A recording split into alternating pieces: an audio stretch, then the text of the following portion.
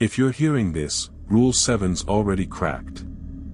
I don't know what's hunting me, but I remember the old groundskeeper's voice, dry leaves skittering across concrete, when he leaned in and whispered, "After midnight, the buried wake up." I laughed. $30 an hour, what could go wrong? I'm done laughing. Name's Eli. 3 weeks ago, I was sleeping in my friend's living room, praying my Corolla wouldn't become bedroom number 2. Then I spotted a flyer on a food cart window, sun-bleached and curling, night security, Blackwood Cemetery, midnight to 6, $30 per hour, must follow rules. Sounded like easy money. I called, met Arthur at the gate that same evening, and he slapped a 6-page booklet into my hand, pages yellowed, edges feathered, every rule in a different font like ransom notes. First red flag. Second red flag, Arthur stared at my shoes the whole time I signed. Arthur flicked his cigarette off the brass lantern he carried and said, "Read it twice." I skimmed it in the driver's seat. Rule 1, never step on a grave after 12:04 a.m. The earth is softer then. Rule 2, if you hear your name called from the mausoleum, answer with the name that isn't yours. Rule 3, don't open any gate twice in the same night. 12 in total, each weirder than the last. I stuffed the booklet into my back pocket, slurped gas station coffee, and started my first shift. Midnight hit like a guillotine blade. City traffic died, replaced by the hush of pine needles and the little metallic clicks marble makes when it's settling. My flashlight cut a skinny cone through the dark. I followed Arthur's chalked map, parking lot, tool shed, chapel, mausoleum loop, gate. Easy money. 12:47 a.m., I reached the Weatherly plot. Grass looked freshly turned, but the stone said 1918. I walked the long way around, just in case, and that's when I heard the footsteps. Not boot steps. Bare soles slapping damp earth. I spun the light. Nothing. Just moonlight on granite and the smell of wet dirt. Silence. Then a paper-thin voice from the mausoleum, "Eli." Rule 2 lit up like a neon sign inside my skull. I swallowed and said the first fake name that popped in, Marcus. Footsteps stopped. I counted to 30 in a whisper, then kept walking, legs loose as overcooked noodles. 1:18 a.m. chapel door stood open a crack. I was sure I'd closed it. Inside, the air tasted like cold pennies.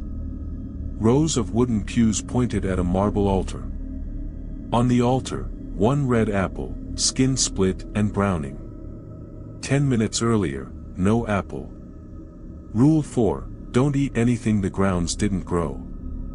I backed out, pulled the door shut, rattled the handle twice. Locked. Good. Halfway to the tool shed it hit me, Rule 3. Gate squealed on my way in, I just used the same gate again. It felt like a bruise blooming under the night skin. Somewhere behind me the hinges sighed, metal kissing metal. I didn't turn around. I walked faster. 2:05 a.m. needed the bathroom. Public one near the entrance had a chain and a sign, closed after dark, management. Only other option, caretaker's cottage, quarter-mile uphill, lights off. Arthur's voice echoed, after 2 you're on your own. I jogged, boots crunching gravel loud enough to wake, well, you know. Halfway, my flashlight caught something impossible, my own footprints heading back toward the Weatherly plot, each step deeper than the last, like something heavy dropped into my tracks and kept strolling. I hadn't gone back. I swear. Looked down, boots caked in fresh soil. Stomach flipped. I sprinted the rest of the way, slammed the cottage door, slid the bolt. Inside smelled of pipe smoke and cedar. On the kitchen table sat the same handbook, open to Rule 8 scrawled in red, if you find yourself inside after 2:17 a.m., do not leave until the first bird sings. Watch said 2:19. I slid down the door and listened. Outside, something scratched the wood in slow, patient circles. 3 a.m. scratching stopped. I waited for birds. Portland in October. Not happening before 5. I skimmed the rest of the rules. Rule 9, clocks lie after 3.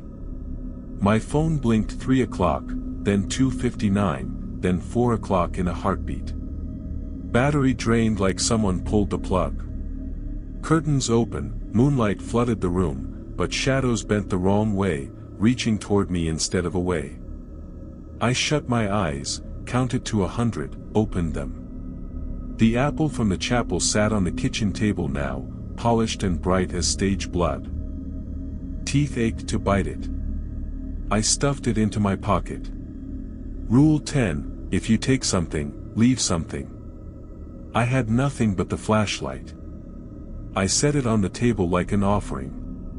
The bulb popped, glass tinkling.